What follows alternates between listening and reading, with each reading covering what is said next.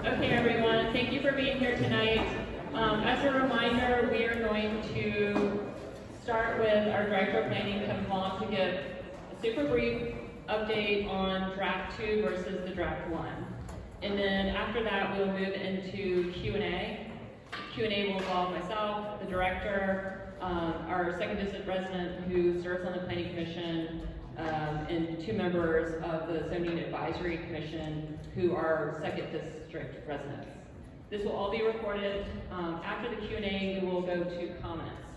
And just thinking on that is your comment might change based on what is unearthed in the Q&A. We have cards. Sven, if you raise your hand. If anyone did not want to ask their question or make their comment verbally, write it down and we'll do it for you. We just ask that you let us know which part of the district you're from. It helps us provide the context for where the question is coming from. And with that, I'm going to hand it over to Director Vaughn. Great, thank you very much.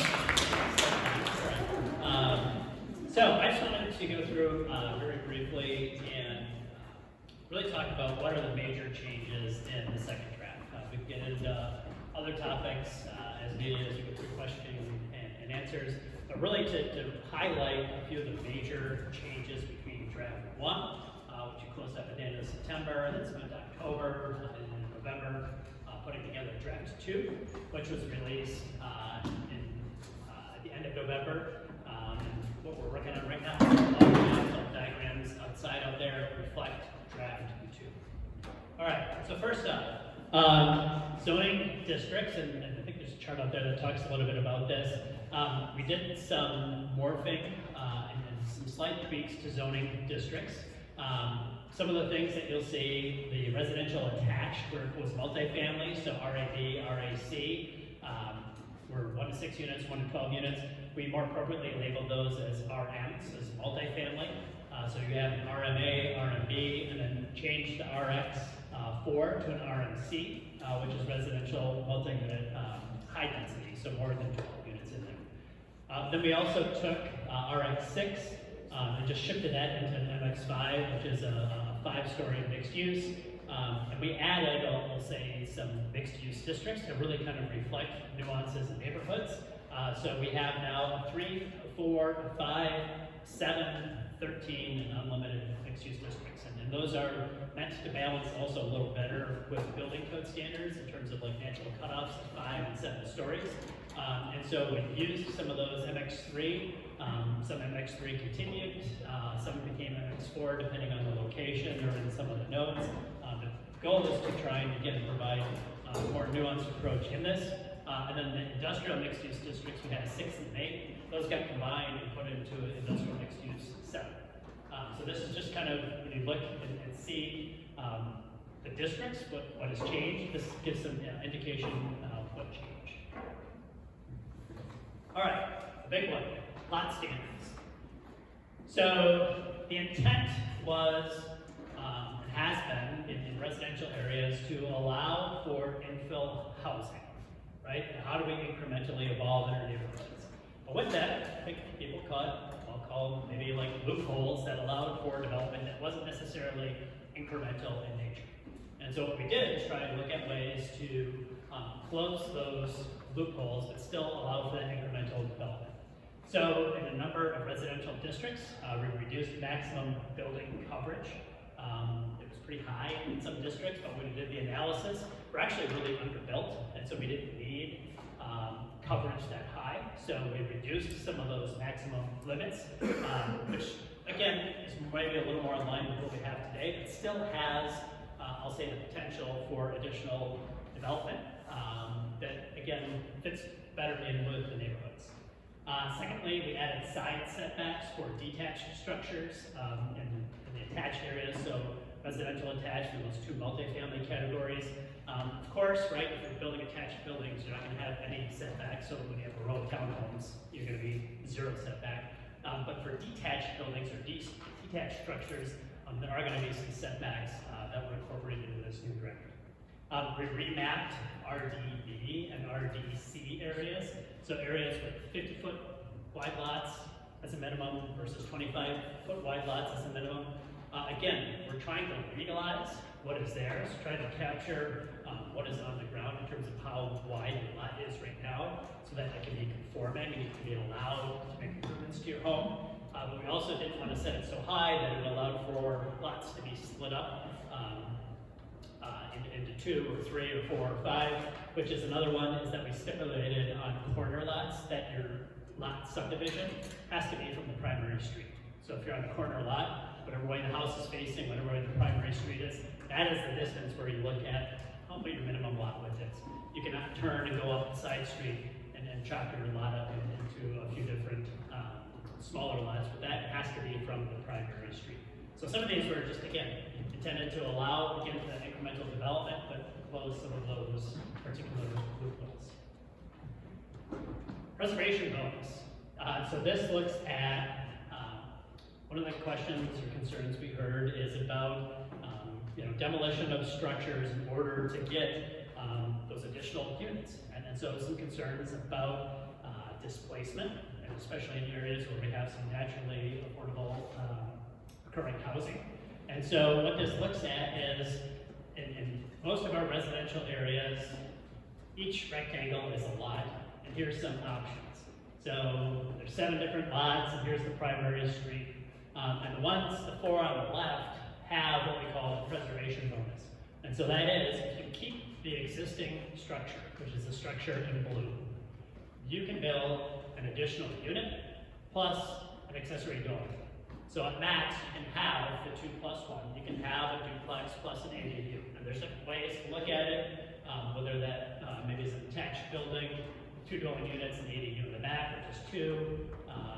The primary structure of having 1 in the front, 1 in the back of the ADU, or 1 dwelling unit and 2 ADUs. Now, the preservation bonus applies if that structure, if that condition has been in place for 5 years. Not you, whether or not you've lived there not that long, but whether the structure has been there for 5 years, or whether the lot's been cleared for 5 years. If it's not, so let's say you go in, or just tear down the house, then you get basically what you get today, which is a dwelling unit plus an ADU. And then after 5 years, you can add that second unit, but there's a waiting period, again, to encourage the preservation of those existing units that are up. All right. Contextual heights and setbacks. So one of the things that's important is looking at, again, allowing for development, but helping it come into the neighborhood in a way that respects the existing form that's there. So 2 pieces of that. Even though, again, the maximum height in most residential districts is still 3 stories, which it is now, there are some stipulations that if the majority of structures are shorter, then your new buildings can only be more or less a story larger. So if it's mostly a story, or a neighborhood full of 1-story structures, then your max height is 2 stories, or 1.5, and it's 2.5. And so this is to look at, again, you can develop it incrementally fitting into the neighborhood. And then the same thing with setbacks, looking at where the setbacks are from the neighborhood, that your new structure comes within a range where those existing structures are at. Transition standards. So looking at where you have residential districts butting up against mixed-use districts, requiring some transition in between those different types of uses. And the intent here is just look to have your development be sensitive to neighbors and sensitive to those that are residential areas. So you reduce the architectural mass by having setbacks, right? You push the building back from the property line, and step backs, where the building goes up 2, 3 stories, and then 4th floor gets pushed back before it goes up again.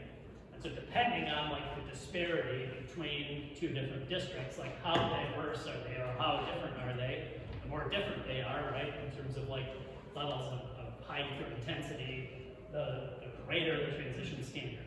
So in a lot of areas, maybe there's not that much different. We have type A, which is just a little bit of screening. Type B might be a little bit of a bigger buffer. Type C is the one where you start to have maybe, again, in parts where you might have an MX13 or MXU that allows really tall structures next to an RAA, which only allows, right, two-family attached, that you have some additional stipulations to help make that transition.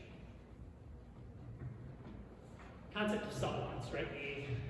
And again, part of the emphasis and the more we're doing this is looking at providing supply in terms of addressing some of the affordability issues in our city. But also, questions that came up about opportunities for home ownership. So introducing a concept called sublots, where you can take your principal lot, so again, here's the 7 squares or 7 plots that I showed before, and divide it into sublots, which will allow you to fee simple sell a portion of your property. Now with that, the again, intent is to facilitate, encourage home ownership opportunities, but all structures on the lot still have to follow the code in terms of development standards. And then when we talk about things like setbacks and lot coverage, width standards, that applies to the master lot. So it's not like now each sublot gets its own separate category and can sort of fill up. It goes back to the master lot. So there is a little bit of interplay in terms of, right, if one of the individuals on the sublot takes up and hits that max building coverage, the other two may be restricted in terms of how far they can develop. But this is something that could be worked out through, depending again how lots are split through legal easements or other restrictions. But again, an opportunity to facilitate ownership. Tree canopy standards. We heard a number of concerns about the environment, and so instead of being an either or, like a yes and, how can we develop and then also encourage greenery? And greenery, not just like turf lawn, but greenery in terms of things that actually provide benefit to the city. And so the Commonwealth enabled localities to institute tree canopy standards. We are looking at, in this proposal, providing this. And so in districts, RDA, RDB, and then all other districts, a base level. So if you're going to, just here's what you need to preserve in terms of that tree canopy, it's reduced a little bit if you're able to preserve existing trees. And so for existing trees, if they're greater than 6 inches in diameter, they count towards that canopy that exists there. But again, the goal is to have trees that help with things like heat IO effect, and that help with stormwater runoff, that help with cooling, soil erosion, stormwater management, and also just aesthetics. Being a green city, it's a more beautiful city. So this is something, again, that allows for development to happen, but it requires some tree canopy along the way. And then last, changes to institutions, churches, places of worship. In draft 1, most all of these were categorized on an institutional zoning district. In draft 2, that institutional zoning district really only applies to city properties, schools, campuses, even though they're exempt from zoning, the Commonwealth, MTB, like the institutional properties. Churches and places of worship are zoned NX3. And so the thought is a few things. One, churches already are allowed everywhere by right, even in the most basic zoning districts. And they also can be very impactful in terms of, right, they can generate large crowds, they can generate lots of traffic, they can build pretty big buildings already by right. MX3 is the base level, I'll say the entry level mixed use district that allows for limited types of commercial uses, but it also allows for housing.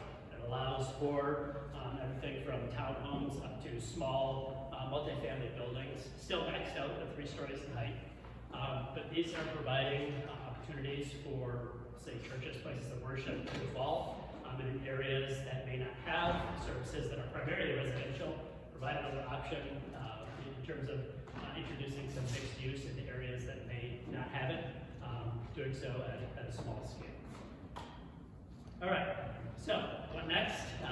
We are taking our time and we are soliciting comments on this. So we're working, going to community meetings. We've got things posted online to get your feedback, rba.gov/code-refresh. On there, you can comment on the draft document, the draft maps, or also just take a straight up email. And we're going to continue to engage. We're going to have, looking at Mary Ann, another round of our small group discussions. Working groups. Thank you. That are focused on different areas in alignment with Richmond 300. So we'll be setting up some of those meetings soon. They can really dive deep into some particular topics, and we'll be continuing to do that throughout this month and into the new year. So that is what I have, just as a high-level summary of kind of the big changes, and then we'll pivot to the next part of the program.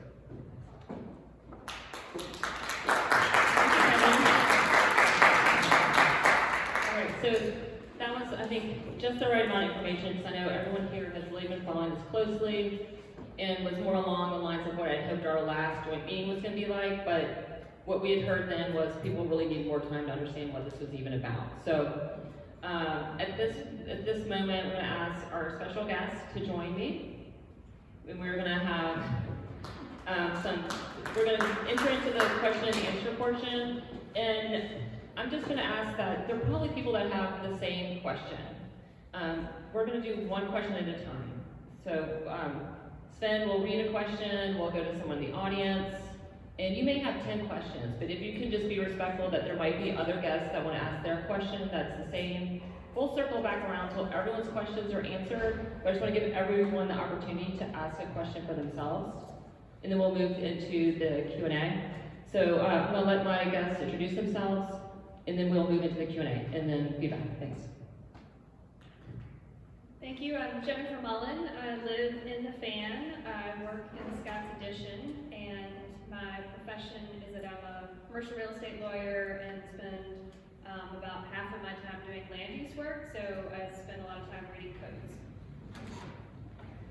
My name is Melissa Sabinko. I live in the Fan. I am currently the chair of the FDA zoning committee, and I am a residential real estate agent by profession.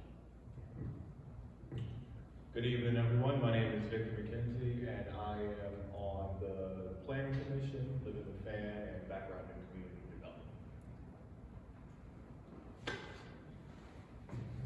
Okay, and I just, at this point we'll move into the questions. I want to encourage folks to remember that we're all neighbors. It can get contentious when we have these zoning conversations, but at this, Director Blanc and myself are the only two that are paid to be up here. Our guests here are giving their time to be doing this work, and it is very complicated, so I just want to encourage a respectful tone to the questions, even if you're not feeling respectful. Sven? And we have 2 mics. Yep. And I'll just echo that if you want to ask your question yourself at the mic, you absolutely can. We can also bring the mic to you. And then we'll kind of alternate back and forth with written questions, things and live ask questions as well. We're going to start with a big overarching theme and question, and that is, does the city have concrete housing construction growth goals? And how does this plan reflect those goals? And Director Blanc, if you can repeat the question for us, please. Sure. The question was, does the city have concrete housing construction goals? And then how are we going to achieve those goals? Is that kind of the gist? So I think I want to put it into context in looking at what zoning does, and that zoning, right, enables construction to happen. Like, we can't actually force anybody to build anything. We have to just set the table and allow for different types of development. One thing, and it's okay if I go to my bonus slides, in case this got asked. Something, this was at Richmond 300, about like, right, why should we care about what's happening? We looked at Richmond 300 and it had 3 different growth scenarios for the city. And again, Richmond, as off the map, we have discovered people are moving here, they're moving to this region, to this market, and they're moving to the city. And we looked at, all right, by 2037, we could be anywhere from, we're at about 230 something right now. I think we're undercounted, we're probably closer to 240. But anyways, by 2037, right, which is not that far away, we could be 260,000, 300,000, or 340,000. And based on the current projections, current rates, we're probably tracking between that 300 and 340,000. And so with that, if you look at, and one of the challenges is, right, household sizes today are smaller. They take up more room. They don't have as many families. Most households are like 1 and 2 people. And so each 1 and 2 person household needs a housing unit. And so when you look at the need for single family units and then multifamily units, we're just under, I'll say, 50,000, so somewhere between 40 and 50,000 housing units is what is needed to house this population. And so I'll say, and when we look at the code, in what way can we allow for those housing units to happen in different areas of the city? And so one of the things that I committed to doing and we'll be doing probably over the winter is based on the second draft is some economic analysis about, all right, if we set out these codes as they are in these districts right now, where may we see development and what may the rate of change be? So I'll say it's a long way to say in terms of like the goals, there's not a goal for us necessarily to produce that. And my colleagues in housing community development, who are focused on some programs might be a little bit different, but this is what we look at from a planning perspective of saying, look, based on demographics, based on trends, we should think about the potential for having this many additional residents and this many households in the community. Anyone else want to add anything to that question? Okay, thanks. Anyone in the audience would like to ask a question? And again, just please let us know what part of the district you're from. And if there is a particular person you want to address the question to, let us know. Thanks. Hey, I'm Sleeves. I live in Scotts Addition. I work from home. I do have a background in commercial, multifamily, residential real estate. But I'm 19 now, so I work from home and not do much. And so my question, I guess, is in track with this is there or how many fewer houses do you expect in draft 2 versus 1? Or I guess I'm not the business. My perception is that there's less houses likely or possible in draft 2 versus 1. Is that a correct perception? And if so, like how much? I guess would be the question. I don't know.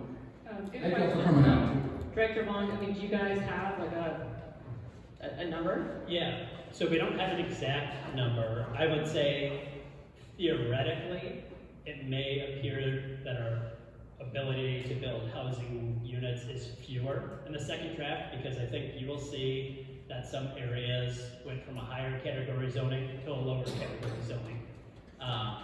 And I'll say that the 2+1 by right moved into shifting like the preservation bonus. And so some may say like, all right, well, you can't do duplex by right, therefore you're reducing housing. My caveat is probably is not as much as appears on paper because of 2 things. One, we also tried to do in looking at some of the maximum heights, is try to be realistic and actually do some modeling based on like how wide is the lot and how deep is the lot. Practically, how big could you actually build a building? So we could zone something like MXU, but if that lot is only like 25 feet wide and 100 feet deep, I could talk to those in the real estate. Anything's possible, but like from a practical standpoint, you're probably not going to get 13 stories out of it. And so that's one piece. And so trying to be more realistic about like what my potential might be. And then the second, the preservation bonus is, again, it's meant to reward like things that are existing right now. So like you're not taking away anything from any structure that's been here for 5 years. And so I think in that aspect, while it may appear theoretically from a practical standpoint, I don't think we've taken that much off the table at all. And I think it's also important to remember this is what's max allowed if every single lot got built to the full capacity. And we've seen a lot of planning documents where none of that happens.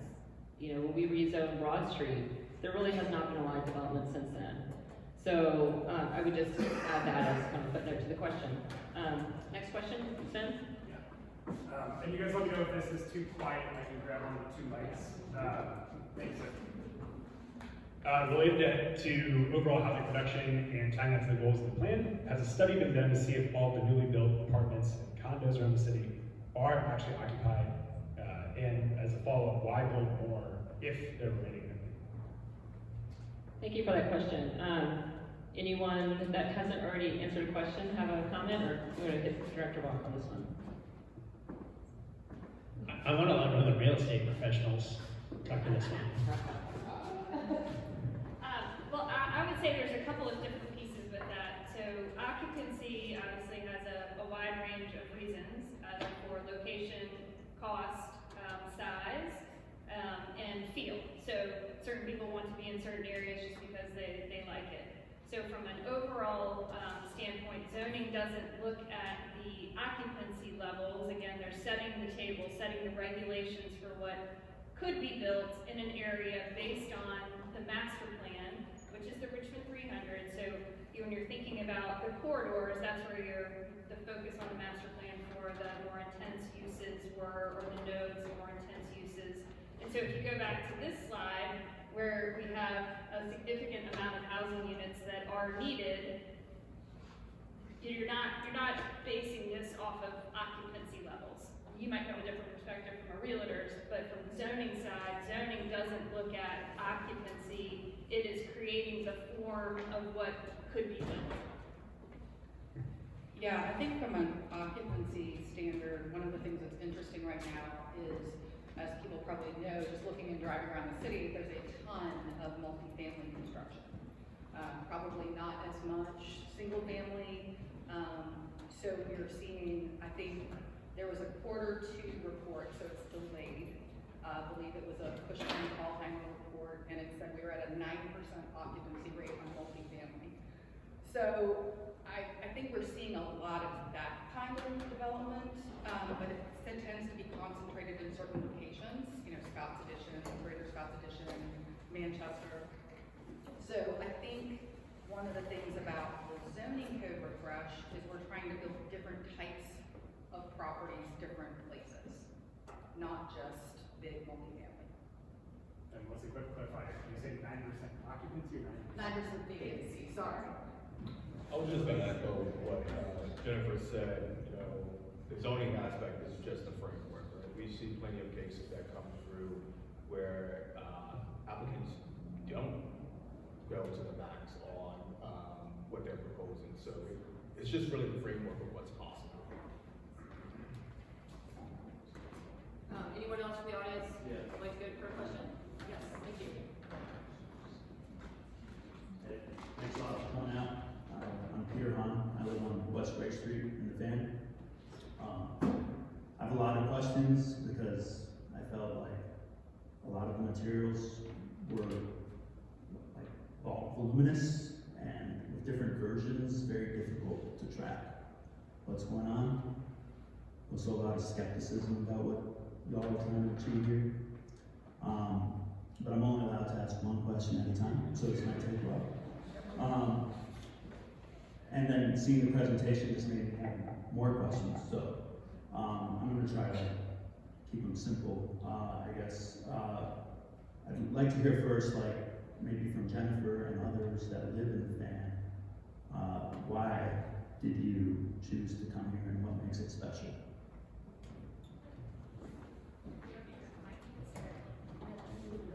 Yeah.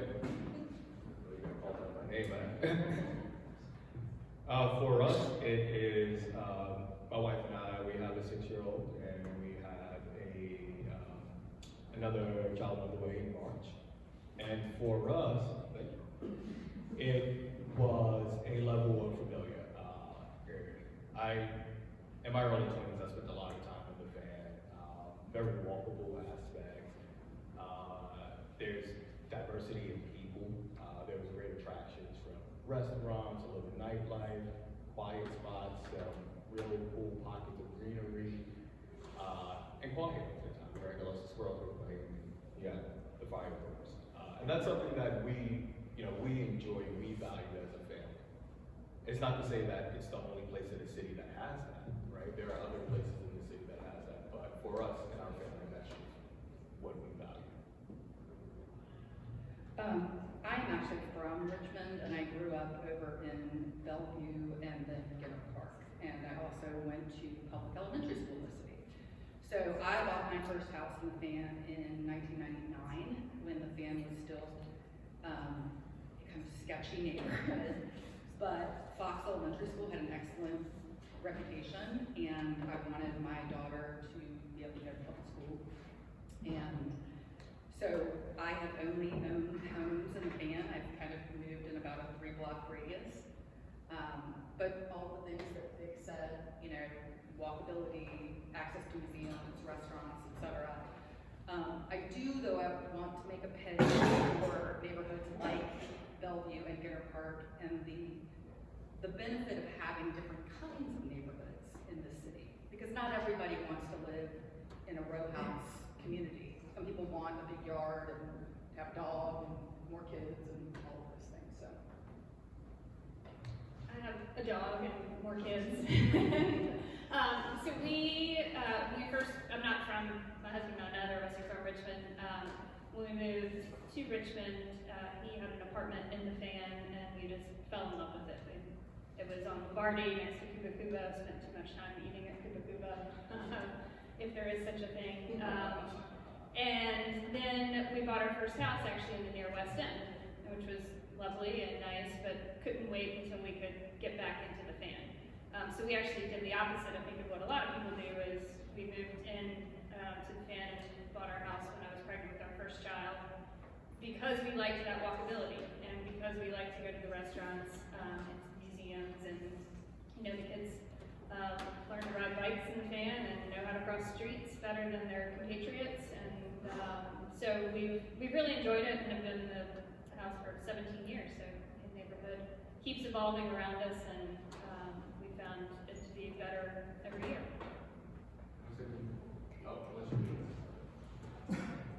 Along with what makes the Fan special is the fact that it's in the city of Richmond, right? We are all second district residents. This is a city plan, and what I really want to raise up is the fact that those things might be right for us in this time frame, right? But at a certain point, yeah, we may want a bigger yard. We got 2 dogs who don't listen. You know, we have another child on the way, and that changes, right? And we within the city want to be able to move and shift to places that are right for our family, right? And that is what I'm looking for in this plan. Areas around the city and grow in a process that makes, no matter where you are finding the right place for your family. Great, thank you. Do you want me to answer that question as well? Okay.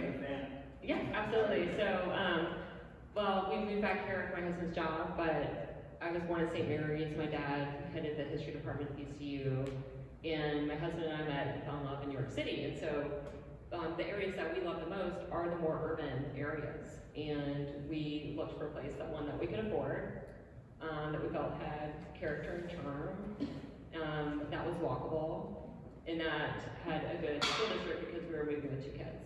So we looked at several neighborhoods.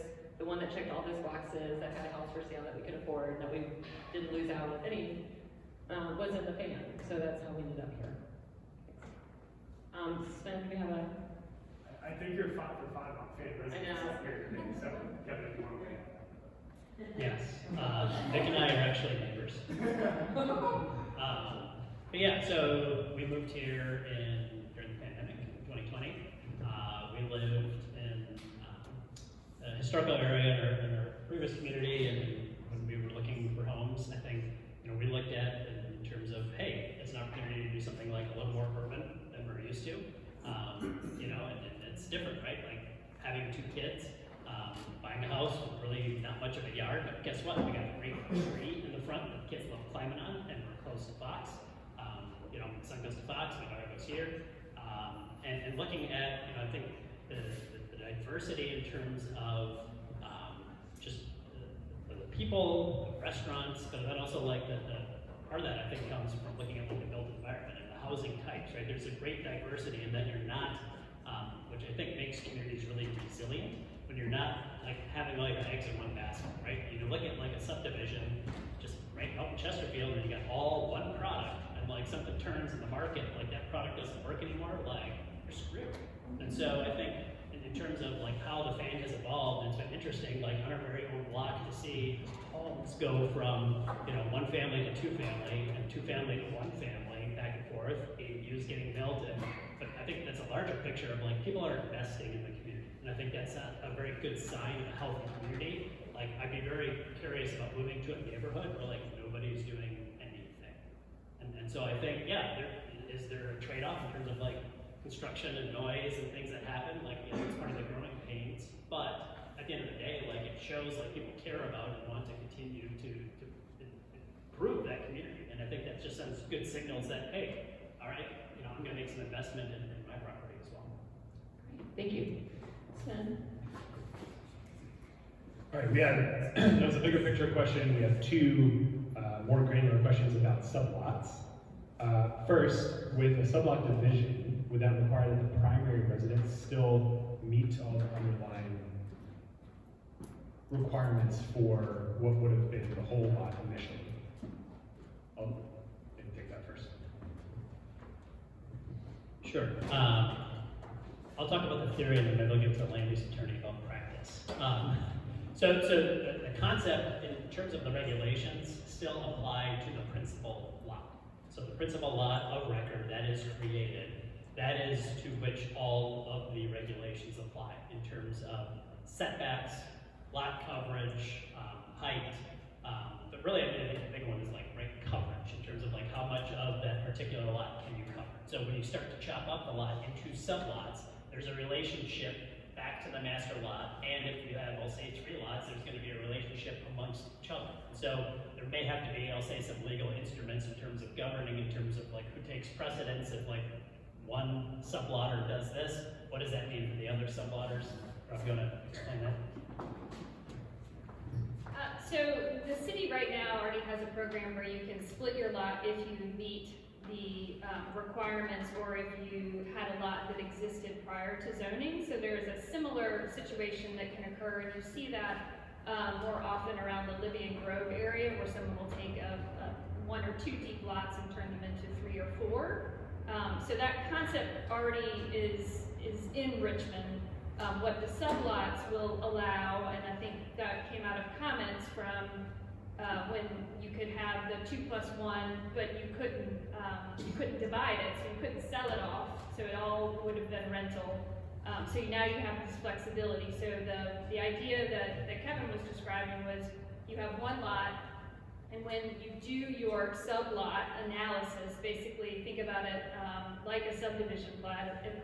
It may or may not require that, but you put that plat together, and at that time, it has to meet the main lot with those new units still have to meet all the lot coverage primarily. The new structures will have to meet the height, and then the setbacks would be based on that main lot at the time. In the future, you can reconfigure as long as you're still meeting the criteria for the whole lot together as a whole. So they'll look at it holistically. Individual pieces typically can be adjusted as long as that whole still meets the coverage. Again, we got to get into the final details on the regulation, but that in principle is how it will work. And so then if you were to add additional lots to it, there are certain things called boundary line adjustments that can be moved if you need to, if you can acquire multiple pieces so that you can combine them, which again, as long as each lot is meeting the requirement, then once sublots are created, those individual sublots don't have to meet the coverage. It still goes back to the whole. I think it's also just important to clarify in terms of like the maximum number of dwelling units still applies to the master lot. So it's not a fractal where it's like, oh, I create a sublot, and now on that sublot, I get 2+1. No, it's 2 dwelling units plus 1 for the whole master lot. So I think I just want to make that clear, because people are thinking like, oh, you just keep dividing and dividing and making more housing. Nope, it's for that lot of record, the 2+1 total. And the city keeps records of those, so, yeah. We've invoked fractals and boundary line adjustments. We're getting into the weeds. Kevin. Go ahead. Will the sublots have their own separate deed?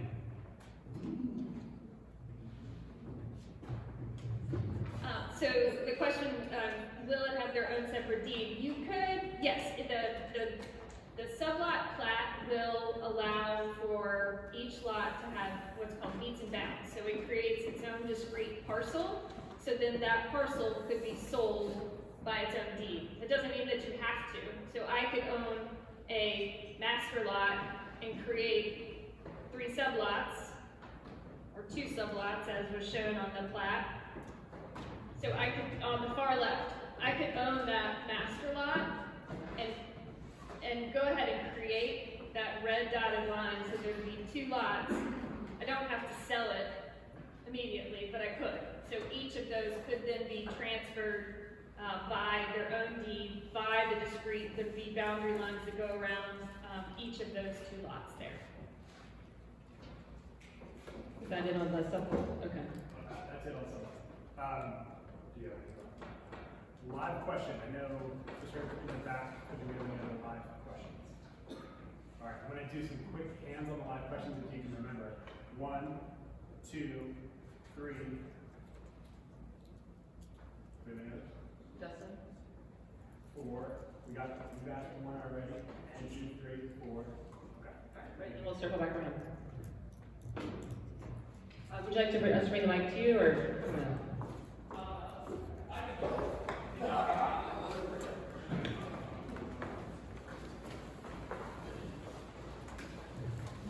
All right. Hi, everybody. My name is Richard Hankins. I'm a 2nd District resident in Jackson Ward, and I've had multiple friends have to move out of the Richmond region in recent years because they couldn't afford the rent anymore. And I really worry that while some of our most desirable neighborhoods are like that for good reason, I just looked online and the median house price in the fan is about $650,000, which is something I cannot afford probably ever, and many of my friends certainly can't afford either. So does this new zoning code make it easier for people who are younger and entering the workforce in their 20s and 30s able to perhaps attain home ownership one day? Kevin, do you want to take that one?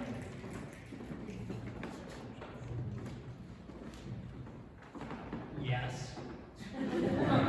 So, and I put this with the caveat of, again, going back to like setting the table, and I think a few things.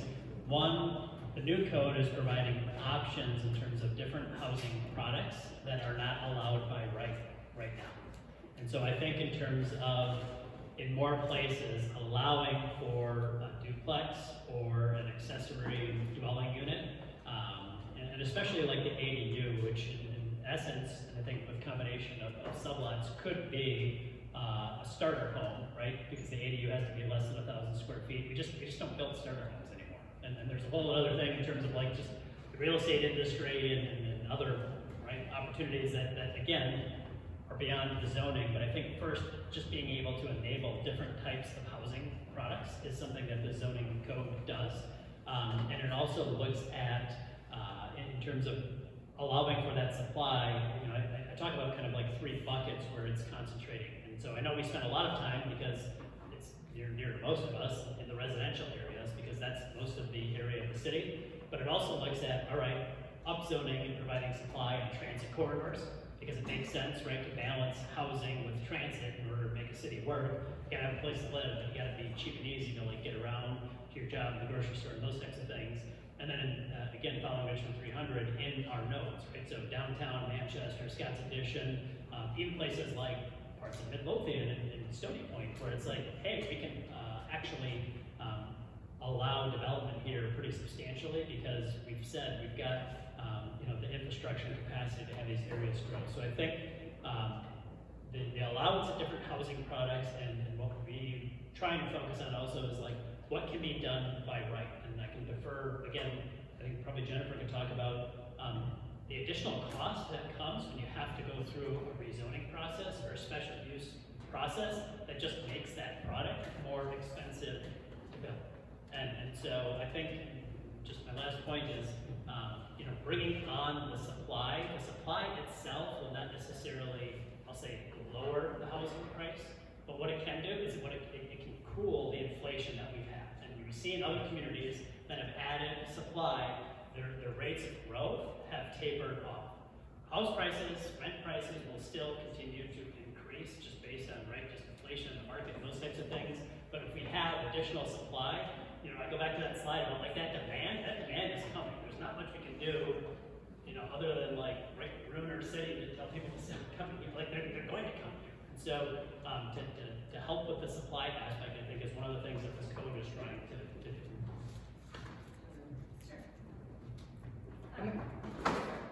Well, I was gonna give you the real estate agent answer, and it's probably not gonna make a lot of people happy. The problem is we're not building starter homes. And the reason we're not building starter homes is it's not affordable to do so. The land's too expensive, materials are too expensive, the labor's too expensive. So if you continue to build new supply in the fan, that new supply is not coming on at prices that are gonna be affordable for most first-time buyers. That new supply is coming on at $600,000, $700,000, $800,000 a unit. So kind of what you gotta do is you gotta go places where you can find those smaller starter homes in places like Maymont or Randolph or Lakeside, which is not in the city, it's in Henrico County. Now, I wish that this plan did more to create affordable starter homes. And I think the lot split, sublots, is a really interesting idea. And I have to kind of dig into that a little bit to understand it better. But the reality is we need other tools for people to be building, to make it affordable for people to build a small home on a small lot that we can sell for $200,000 to $300,000 so first-time buyers can buy homes. And just to piggyback off of the question about entitlements, so the entitlement process in the city is a long one. Not because of anything they're doing, it's just the process itself. So it's a minimum of a 6-month process. It can also often be up to a year, and there are filing fees which cover review costs, but those are expensive to undertake. You have to have plan sets that go along with those filings, and that's before you would get anywhere near to your construction plan. So these are all at-risk dollars as you go forward through the entitlement process. There are often a variety of iterations as you work with the community on those plans. And the delay is not only a capital expense because either you already own the property and you're waiting, or you are under contract, but a bank is not going to lend until you have your entitlement. Usually all of that is triggered off of the entitlement process itself. So if you're thinking about the time and the money expenditures from day one to either 6 months or 12 months, that can change the trajectory as we've seen in cost of materials, in interest rates, and all of those components outside of just the actual cost of making the application. And if you have to hire someone like me to come in to assist with that, or other plan expediters to help you get through that. So that just, the ability to know what the zoning is, that you can come in and do that, either 1, 2, or 3, or in the new MX districts, really will help bring product to the market for people who are ready to construct in a more efficient manner. Could you just define the entitlement process real quick? So Sven's question was if I could define the entitlement process. So if you are, when I say by right, that means any zoning district. So right now, my house is zoned R6. So in the R6 district, there are regulations. My house doesn't probably fit within any of those. However, if I were to build a new house, it would tell me that my side yard setback needs to be X feet, my rear yard setback needs to be X feet. It can go up to 35 feet in height, and my lot coverage is identified also. If I don't meet one or more of those requirements, so the use is one thing, and then there are called feature requirements. That's lot coverage, lot width, your setbacks, and your height. If you don't meet any of those requirements, you can ask for a special use permit in the city, and that allows you to waive a use requirement or a feature requirement. And so when I say the entitlement process, that's what I'm talking about on asking for a waiver of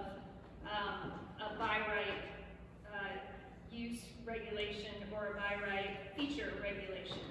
The entitlement process also includes by right development because you still have to do a plan of development for certain uses and get a building permit. But if you're asking for something different, you either need to get a special use permit or go to the Board of Zoning Appeals, which is a different process, and they can only authorize particular special exceptions and variances. And I'll just say for anyone interested in this question of affordability, the planning department hosted a really excellent panel discussion at the Richmond Library a few weeks ago. And Kevin, is that on your website? It will be up soon. Is it up? It's not. Okay. Well, let's get that up as soon as we can. I thought it was really excellent, and it dove into sort of the relationship, but also between building more multi-family housing, and then, you know, how that trickles down to, it might be expensive new multifamily, but then the older expensive luxury apartments start to become more affordable and on and on. And I would just also, with this topic, I feel like, you know, one of the parties that's never really in this discussion because the rules don't really apply to them is VCU. And I was in a panel with some VCU students where they were talking about how the affordability crisis hits them. And they're really struggling to be able to afford housing here, and it pushes them into our neighborhoods. We see them, you know, renting in Carver, the Fan, Jackson Ward, in their presence, trying to find affordable housing and going in with a bunch of, you know, friends in a house, pushes out those rental or homeownership opportunities for someone else. So I am encouraged that VCU is building a new 1,000-bed dorm on Grace, but what I'd really like to see them is doing even more because students want to be on campus and they need more options, and it would help all of our, it would help the whole region on this one. Thanks. Next question. I think you had some numbers. I'll also do a quick time check. We got about 40 minutes, and we haven't gotten yet to the just comment component. So we got 2 written questions. I've got the folks who had raised their hands previously, and then we'll move on to the comment portion. Does the planning department foresee, I believe this is for you, Kevin, a zoning exercise in the future based around the future north-south rapid transit line, similar to the Pulse Station area rezonings in 2021 and 2022, or is this the code refresh date? Yes, so right now, GRTC, right, is moving forward with the north-south BRT. I'll just say very roughly, Chamberlain, down through downtown, Manchester, Hull, Belt, Midlothian. And so what we've looked at is in the zoning, a few things.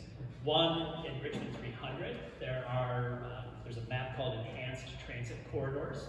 And so that is mapped on the zoning map or used to say, all right, along these enhanced transit corridors, we feel there's going to be additional service, and generally those areas are at least one notch, we'll say, upzoned above neighboring properties, and in some cases, significantly upzoned, especially around where existing or proposed transit stations or hubs are going to be. For the north-south BRT, we generally follow the same approach, I'll say with a caveat of we're probably a little more conservative along Chamberlain Avenue. Given the fact that we know that there's a lot of naturally occurring affordable housing along that corridor. And so GRTC has engaged a consultant to work on doing some land use studies with that. And so we are trying to, I'll say in this draft, legalize what exists now with the zoning, maybe some incremental upzoning at some of the stations or cross sections, but I think some further work, analysis is needed before we do additional upzoning to understand what the impacts may be on the housing that is there right now. Okay, thank you. And then let's do all the in-person questions and then hit the final I written. hope number two remembers who number 2 was. So I think it was here and then, yeah, so number 2, number 3.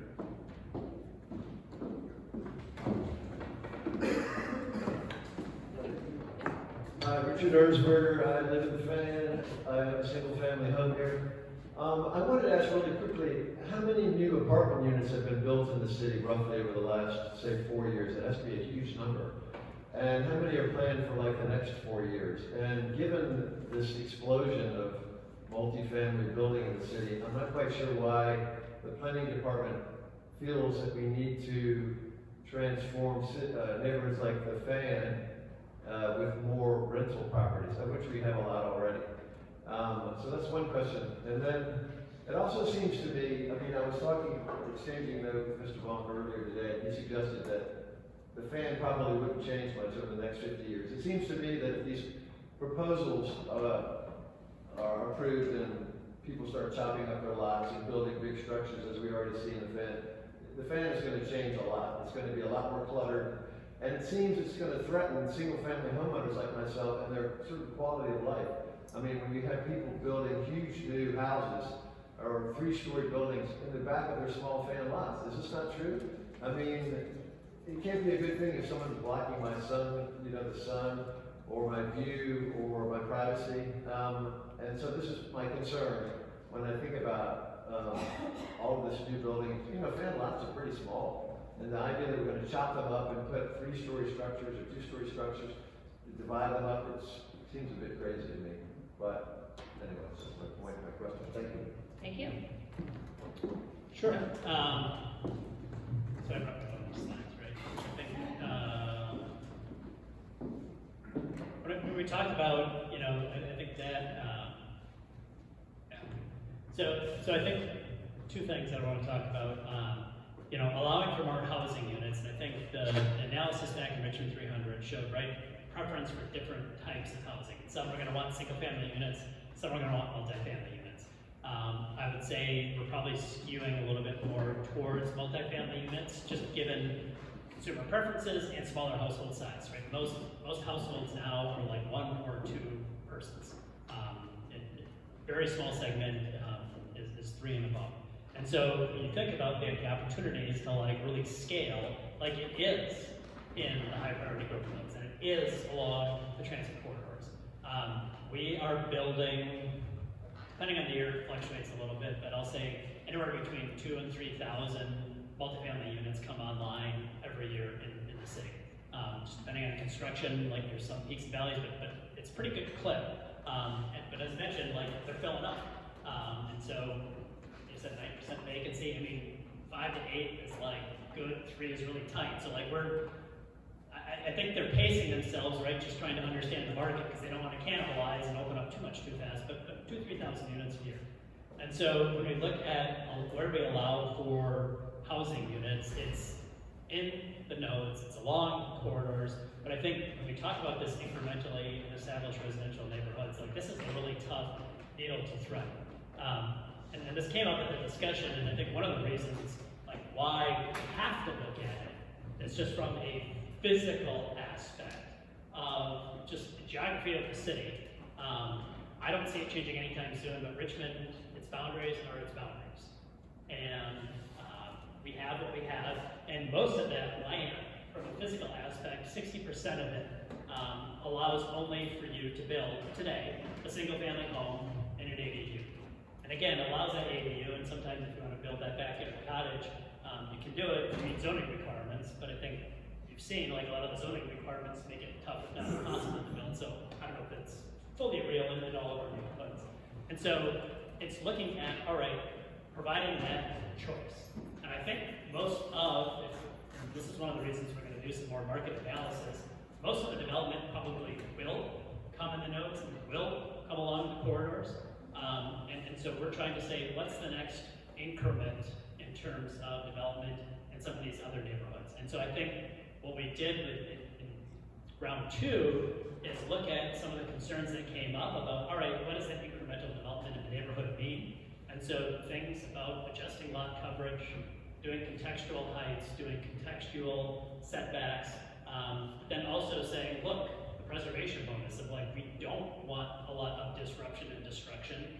We can't really, as a community, and really in the Commonwealth of Virginia, you can't really stop anybody from tearing the house down. If they're intent on doing it, they're going to do it. We're very friendly towards private property rights, and it's very tough to do. So what can we do in the code to incentivize not doing that? And so I think with the preservation bonus is saying, hey, we've got a structure, whether I have 1 unit or 2 units in it, it's still the same structure, it's kind of a moot point. And then if I'm going to build another structure, again, kind of keeping in line with what we have today in terms of those lot coverages and heights. And yes, sometimes it does produce shade and it does produce, you know, something that's bigger than what's there. But the last point I think is, if you look at non-conformities in the city, or like where you butt up against things, we actually have a lot of underbuilt height. And in most residential areas, you can do 35 feet now, 3 stories by right, and we're not really increasing that in the residential areas. And so it's just looking at, you know, from that opportunity. Again, I think the smaller household size driving it, just trying to balance the best that we can. Next question. Or Justin, or- Thank you for being here. If someone could put the slide up for the sublots again, that would be helpful. Many of the communities' block faces are row houses in the Fan, in Jackson Ward, and in a host of other areas. And so if you're dividing, as you look at your sketch, it shows sort of space between each house lot, but that doesn't exist in communities. So are we saying if the sublots are now going to have their own deeds, then their front doors are going to be in the alley in many instances? And so how are we addressing waste management, mail delivery? Are you going to make the alleys more pedestrian friendly, pedestrian sidewalk lighting, all of those kinds of things? Is that coming into consideration as you're making your plan for the possibility of someone owning one of those internal lots? Thank you. Before I turn it over to the director, I would also say, I think probably with these regulations will come easement requirements, so that your address may still be off of the primary street and there's a easement requirement, so you may walk back to the back. It just depends on how the ultimate regulations come. But a lot of times that is required, and right now, if you split a lot, let's say you, on the far left, if that back lot were to meet zoning and you split it, zoning would require the front lot to grant an easement to the back lot so that they would have access. So. But how do you do that when you have a road system and no space? Right, no, totally get it, but on some, I think they will require that, and then on others, that the only access would be off of the alley itself. So I think we could talk about. Yeah, again, I think in terms of like the zoning, it allows for it in a practical application. There may be some areas where you actually can't create a sublot. And we've had a few cases actually in South Richmond where somebody wanted to do an accessory dwelling unit in the rear of their home. There's not an alley. And the houses were actually too close together. And so working with fire, like they could not access that. And so there was a concern in terms of through fire code, they would not meet fire code because they could not provide enough access to get back to that home, so that they couldn't actually do that dwelling unit there. So I think there's still some other things in terms of public safety through fire code and building code that you would still have to meet in order to like actually make this happen. The DPW, the trash thing is actually something that we did think about and was one of the reasons for saying, for just standard lot creation and subdivision, why you could only do it from the primary street. Because the concern was that on corner lots, right, is that let's say your lot is 50 feet wide and 150 feet deep, and you can create 25-foot wide lots. So, right, from the primary street, you could split it into two lots, and those lots would go from the street back to the alley or back. And so in terms of like providing trash or other services, like it's an incremental change in terms of like there's not that much added to it. But if you flip that on its side and all of a sudden you get 6 lots, right? Where are those trash cans going? And where are all those things going to be serviced? So I think that was a concern that changed the lot split idea. And then I think there's something else just in terms of like as we look at code and through whether here or through our site plan about just right refuse being cognizant of right. It's not the pretty stuff, but like you have to think about it. Like where are the trash cans and the recycling cans and other service things? Where are they going to be?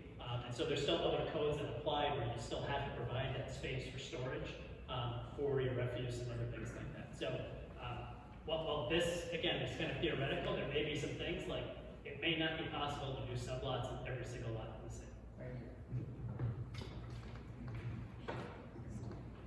Mary Helen Sullivan, I live in the Fan on Grove Avenue, and this is a little left, out of left field, but it just occurred to me, does code refresh also apply to public housing, which, you know, is a very naughty situation, but with these regulations are developing or zoning apply to public housing? So the question is, does the new code, does zoning apply to public housing? The answer is yes.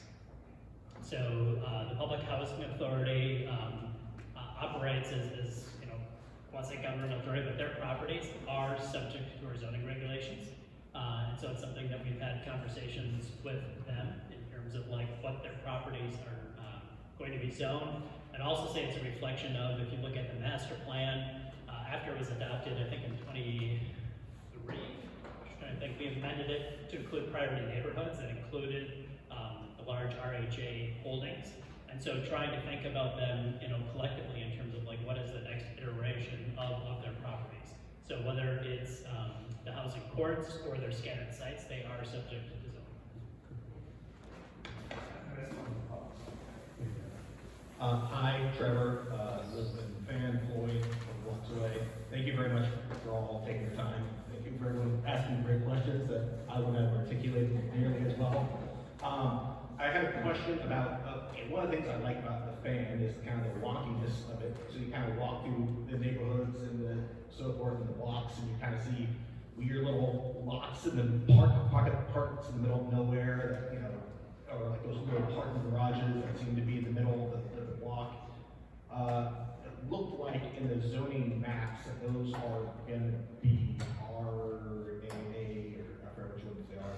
Are those available for construction of new homes? If those like middle lot, parking lot, park like garages and so forth, could those be torn down and made into homes, or are they limited in scale and scope? If what I said made any sense whatsoever. Yes, it does. So I think there's still probably a little nuance to be worked out in the code. As stands, yes, they would be available to be developed. I think one of the questions would be whether or not we have a requirement that you have to face, that a lot has to face a street, or if an alley would count, like changing that language in the code would make them developable or not. I'll say the second piece is also, again, going to the theory versus practice, and there are some alleys, like my alley is 10 feet wide, and probably does not, right, provide very good access to get a lot of dwelling units on it, versus others are 16 feet wide or 22 feet wide. So I'll still say there's some other codes between public works and fire from a public safety perspective that may govern the actual ability to produce additional housing units in those areas. I want to make sure that we're talking about the same thing. So, and this is something that came up, a lot of folks in the Fan brought up this very concern, and it's why it's so important that we have eagle-eyed neighbors, residents participating in this process, because they would look at their block and they would see, hey, Scuffletown is in my backyard, now that's zoned for residential. Judge Vaughn, correct me if I'm wrong, my understanding is if it's designated as a park right now, it is not going to be, it's going to be zoned open space. If it's a city park or designated, it should be zoned OS, which is open space, which is our park space. So if you see something that is a city park, make sure it's zoned that. I'll say there's a little nuance because there's some private properties that people think are parks. And so they may be zoned privately, but if there's something that's truly owned by the city, then it should be zoned open space and not developable. I want to address this as the FDA zoning chair. People may not be aware of it, but this is something we are seeing SUPs for on the regular, which is a townhome development where there was a standalone row of garages. The most recent one was a 2618 Rear Main. So it was between Mulberry, Robinson, Floyd, and Maine. It was 4 standalone garages. The developer is gonna be putting up 3 row homes, which are a single car garage and 3 stories above that garage. These are special use permits right now. If the properties are designated RA, I believe there will be, there will be certain things that will be available of right, but these are things that are already happening. And if you think about it, it sort of makes sense, because if you want to develop in the Fan's a very highly desirable neighborhood. Same thing is happening in the museum district. There aren't a lot of parcels. There's not a lot of place to put infill, so your choices are gonna be these alley infill parcels, or sometimes there might be a empty lot here or there, but they're pretty infrequent. All right, so I went to phone a friend. And again, right, this is thick, but this did change in the second round. So 2.62, which talks about lots, lot frontage. Every new building established must be located in a lot that fronts on a public street or recorded permanent easement. So it does change, so even though the zoning may be there, they may not be able to be developed by right if it is not on the street. Even though we changed it to a street name now? So public street would be defined differently than an alley. So again, coming back to looking at the attorney here, right, depending on the definitions, you're going to be very careful about the definitions about what's a street and what's an alley. One of the things, just from a public safety perspective, why we're asking or requiring those alley developments to get alley names is just for that access and safety, just understanding like where they are. But right now, as this reads, it talks about fronting a public street or a publicly recorded easement. So unless there's a long-standing easement, this would move it to just being on streets. Okay, so it would be as you go process and you run Based on this draft as of right now, correct?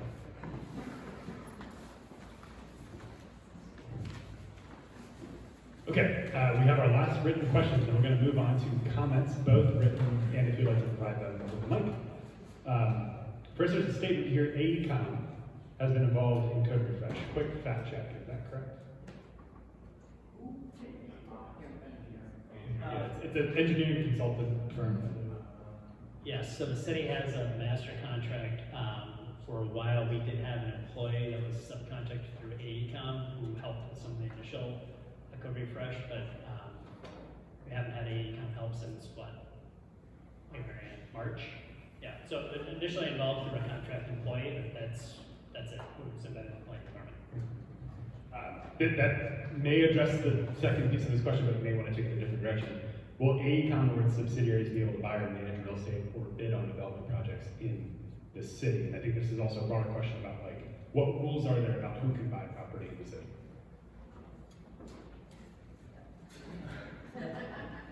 Yeah.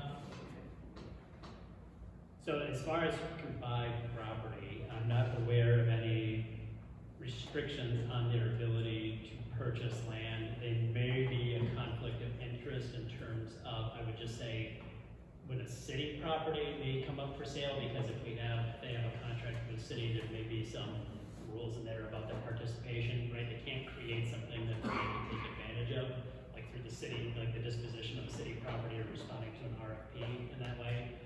But as far as company purchasing property, I'm not aware that a company, property purchaser, but yeah, maybe I'll defer to an attorney again about just thinking restrictions in that matter. There are no restrictions in that manner. You could not single out an entity that could not buy property. That'd be against the law. Okay, we will move into any other comments on AECOM or company. We'll move into comments. We'll start with a live comment. I think we're going to try to get the things again. I'm going to do my best. I apologize. Can I get a show of hands for folks that would like to ask a comment? Or share a comment. One. Okay, we got 1, 2, 3, 4. Okay, great. Remember your number, please. Thanks. Chris? Peter Hahn again, West Great Street, and Fan. Thank you again, folks. I think council and planners, just planners, but, you know, it was really great to hear the reasons why you wanted to move to the Fan. Those are the same reasons why me and my wife and I decided to move here and start a family. And I really hope others get to experience that too. And I want to encourage these plans to have the opportunity to create more housing for other people to move to Richmond. But if part of the reason people move to Richmond is to experience the Fan, then we shouldn't change the Fan. Like, there might be some incremental improvements, but in the new draft, there is blanket zoning being applied to West Gray Street, whereas the rest of the Fan has like very individual like zoning, like 2 houses on the same street will have different, 2 buildings on the same street will have different zoning, but West Gray Street has, from what I've seen, draft 2 been singled out to have more blanket zoning. I think it's because of that transitional zoning, border Fan, border other area that y'all were talking about. And I would really like to see more granularity, like more specifics and more thought given to the Fan particularly, because if we change the Fan, people won't want to move here anymore. And so that transition, I'm really worried about that. I would like to see that more part of Broad Street, like the south side of Broad Street should be applied that transition zoning instead of both sides, especially on the blocks of West Gray Street where there is a very established residential neighborhood. The new zoning, RMA, is also very weird to be applied to a historic district. Like, I feel like there should be more historic specific zoning rules instead of these blanket ones that apply to the entire city, which again, I think growth, to give people the opportunity and have very inclusive, sustainable growth is important. But we should be very careful if the reason people are coming here, like all of you said, to experience the Fan, and we change it, people aren't going to want to come here. At the same time, I'm worried, like I talked to a few folks, who said you're worried your property values going down. I'm worried about mine actually going up. But I would like to see more thought given to the residents who decide to stay and not change things, given the chance to stay without being forced out. My fear is that property values will go up and we won't be able to afford the taxes on the homes because of decisions that were made without us. And I would like to see the plans include more bonuses, like you mentioned, but also protections on property taxes. So if I decide to stay, my lot tax should not go up because of zoning that changed around. I also want to make sure that there's nothing the city will eventually do to say, oh, the zoning changed, so now let's go back and tax you for previous years when we were at a lower zoning, because my street again is getting up zone, so I'm really worried about that. Thank you so much again for coming out and listening, and folks, if you want to reach out to me and talk about it, Peter Hahn, happy to talk more. Thank you. Peter, this is in no way a reflection of your comments, they're great. I am gonna, just because of the lack of time, I'm gonna keep people to a minute per comment if we can, so thank you for your comments. Any response? I'll listen for everyone, so we Sure. can respond. And remember your numbers, we're at number 2 right now, and then we go to a written question.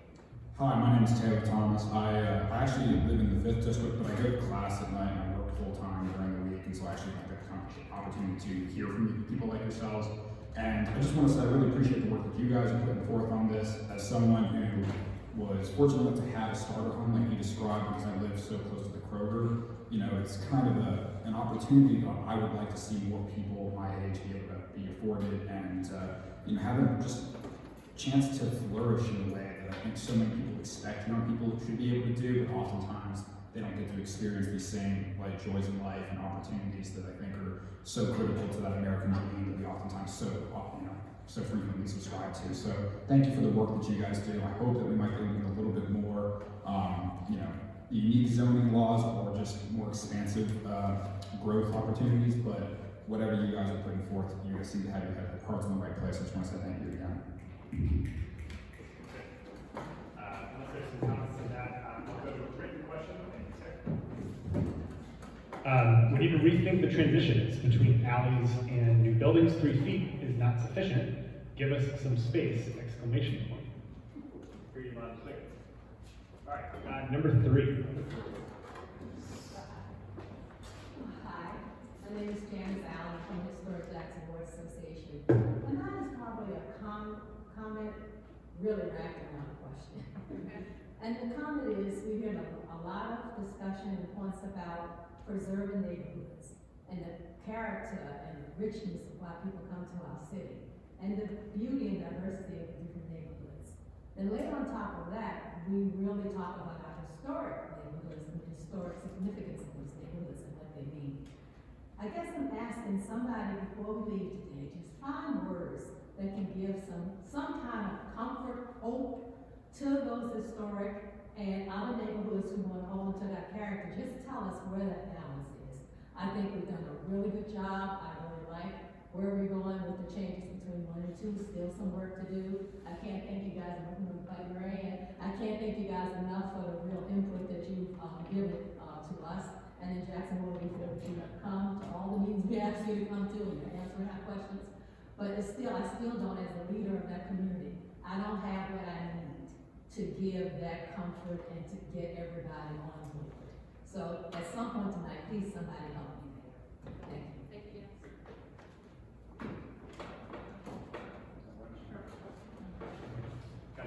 sorry, do you want to hold on comments until after the questions? Or, Yeah, let's get through everyone in the room. Okay. And then I think we have some themes that we can respond to. Yes, and then I'll go over. Thank you again. This is Trevor, once again for a couple blocks away. I think the sublot concept is very interesting. It's I think a very creative solution, and as a homeowner, I think it can be very helpful to hey, I need some equity. What can I do? And sublot it. I think there's also some concerns I would have with private developers buying properties in the fan or just in general Richmond and using the sublot system to make a lot of money. My comment is basically, I think it's a very interesting system. I think it can unlock a lot of power to homeowners. I think there's also a concern I would have with how do we make sure that this isn't abused in a way that changes the character dynamic of the neighborhood and that allows people to not be priced out of what would normally be considered a family home. Thank you. Any more comments from inside the room? Okay. Yep.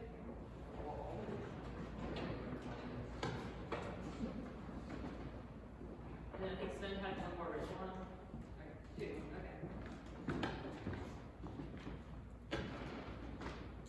I'm back, Richard Hankins. Thanks for letting me do a comment and a question.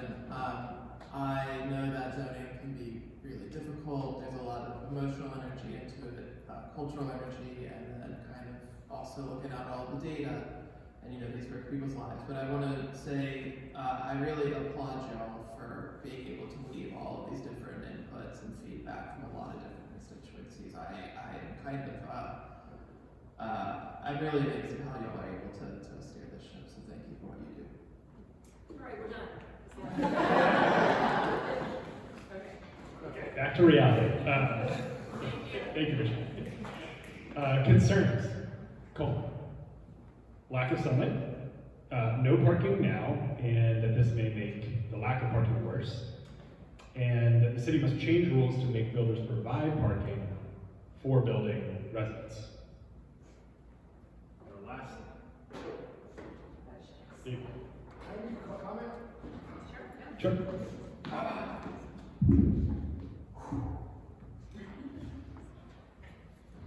When you have this single-family home zoning in places that are very high value, which is to say, there's not anywhere in town you could buy a row house or route. You could buy a 1,500 square foot house and it'd be worth $1 million or $700,000. And what that really means is, when a developer could come and buy 3 or 4 of those houses and turn it into a multi-story apartment building, by restricting the zoning from allowing that full value to be realized, and the collective for the whole city to leaving tens of millions of dollars in tax revenue and other things on the table at a city that has an extreme cost for those, and what you're doing is subsidizing some of the wealthiest people in town at the express opportunity cost of some of the least enabled and opportunity people in this town simply because they were born. In this town, we all know the history. The Fan is a beautiful, wonderful place. It took decades, centuries really for this town to get there. And it's a beautiful prize, but there are burdens in the city that are also shared by that same legacy. And so to not upzone this place, there's a reason that this zoning is from 1970, which is the same year that the Supreme Court of Virginia declared the government illegal and the schools had to be segregated. There's a deep, deep history here, and I would just encourage you all to maybe research more and understand the costs that you are asking to continue to be subsidized and what the status quo here really represents. Thank you. Thank you, sir. We have our last written question, comment. Need to develop from Belvedere to downtown. Looks awful and scary. Hey, I lived there. Let's see. No privacy if an MX7 7-story building is built directly behind our homes. With that, any commentary and feedback from the panel? I'll just get started with something that I haven't said yet, which I usually say at these meetings. One of the very first sessions we had about the zone refresh, Director Vaughn said, this whole process is about trying to make it easy for people to do what we want to see and hard for them to do what we don't want. And so I do think draft 2 is getting closer to what we collectively want to see. I think that the consultants and our staff here at the city have been absorbing some of that. It's going to be hard to get to something that everyone can land on with 100% enthusiasm, but I think the goal here is to make sure people feel seen within this process and in the final product. And so as we start, I'd like to address some of the questions. I just want to put that out there that I really think we are trying to make it easy to see what we want to see. Our historic communities preserved. We want to see more housing types. We want people to be able to afford home ownership. I think there should have been a follow-up question to us when we were asked why we moved to Richmond and we all talked about our first house. Could you afford that house now? No, I couldn't. I really couldn't. We could barely afford it then. So the reality is that a lot of these neighborhoods that we moved into and love don't exist anymore in the way they were when we came. So change is just a reality. We all want progress. We're scared of change, but it's happening. Development is coming. How can we get to something that best meets these concerns that we all have, right? So let's dig into some of the specific ones you guys just mentioned. And I will let anyone who wants to go at it. Early on, we talked about, I think Peter, you mentioned affordability. Like if we're upzoning, is this going to end up making my taxes more? Would someone like to address that question? Unfortunately, probably yes. You are basically increasing the value of the land by increasing the highest and best use of the land. I don't really see how you get away around that. That's just a fact. There's been a preliminary economic study done on the upzoning in Alexandria and Northern Virginia, which basically eliminated single-family zoning. And what they have found preliminarily is it led to an 8% increase in property values. That is a preliminary study. It's not still in peer review, but there is data coming out that shows that that is what happens, and it makes logical sense if you think about it. I just add one thing to that. I think the flip side of your assessments going up, and there are programs that the city has on, so taxation is separate and apart from zoning. So zoning tends to tie into the assessed value, just overall as different things get built.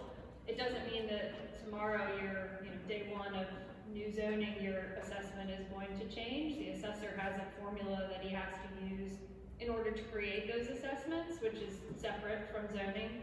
And on the flip side is with more development, you have more tax revenue.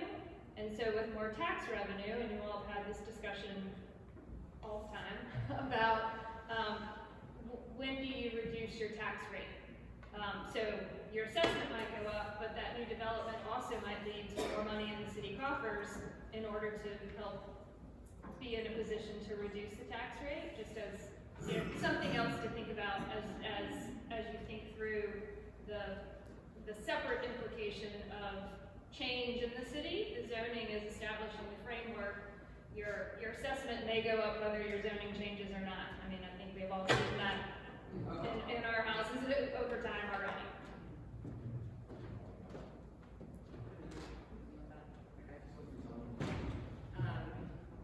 Let's talk about the cultural historic stewardship plan. So I think that is one of the tools that we're trying to use to address concerns from folks who feel like history has not been adequately, the built history of our community has not been inventoried, it hasn't really been managed in a way that for a city so rich in it, it deserves. So Director Locke, I'll ask you to give a quick update on where that is and how it interplays with the concerns that have been expressed. Thanks. Sure.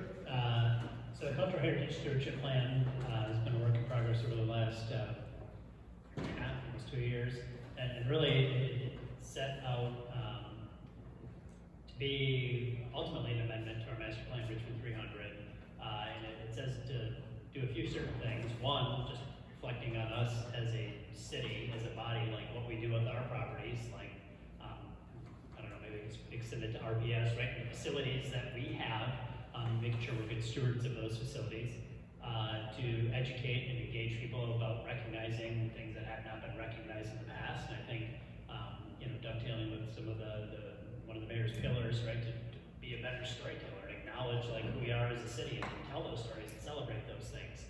And then, you know, I'll say it sets forth like a menu of options to, you know, manage change and provide opportunities for incentivizing conservation and preservation.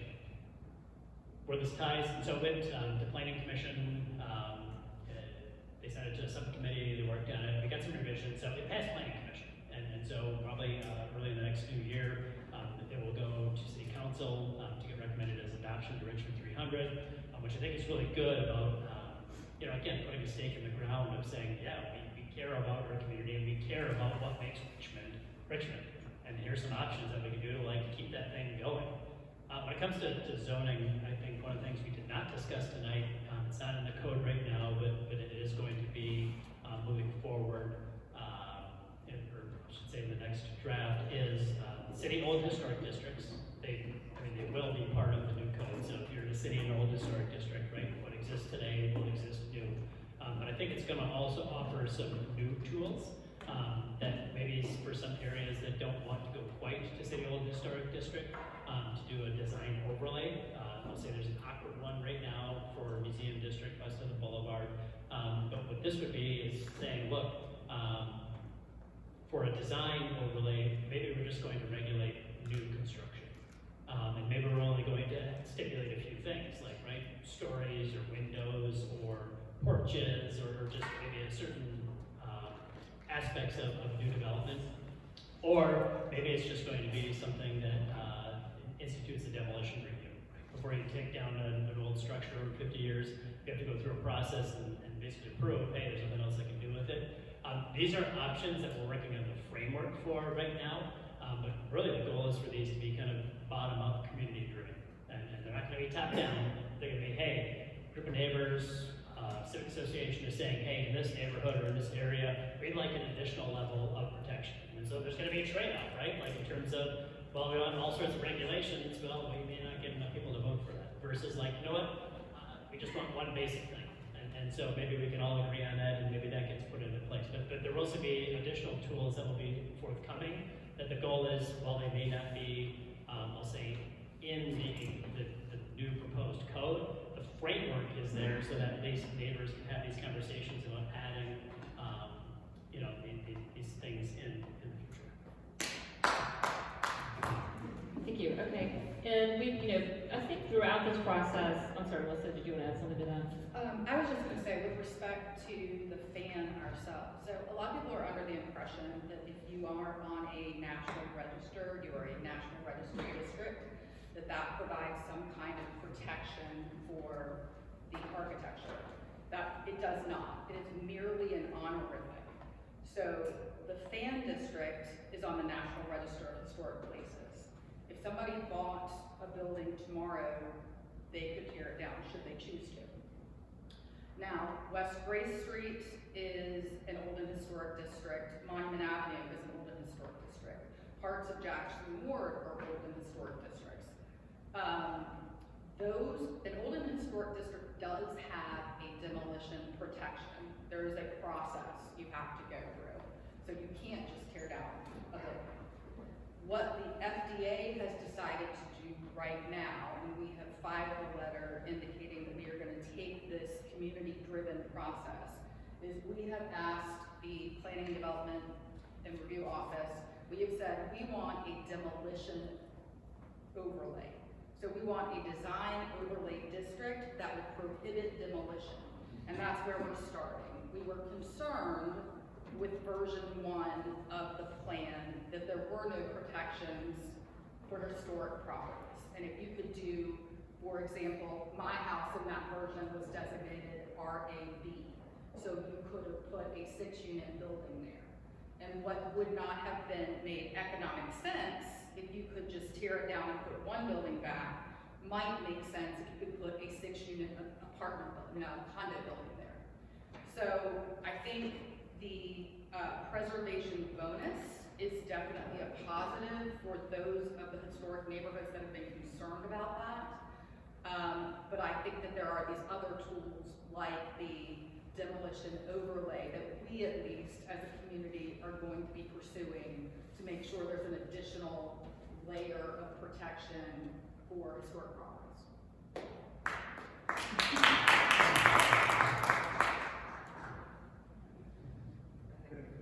We're starting to run up to the time when we absolutely have to be out here. 7:37, we have to be walking out at 7:45.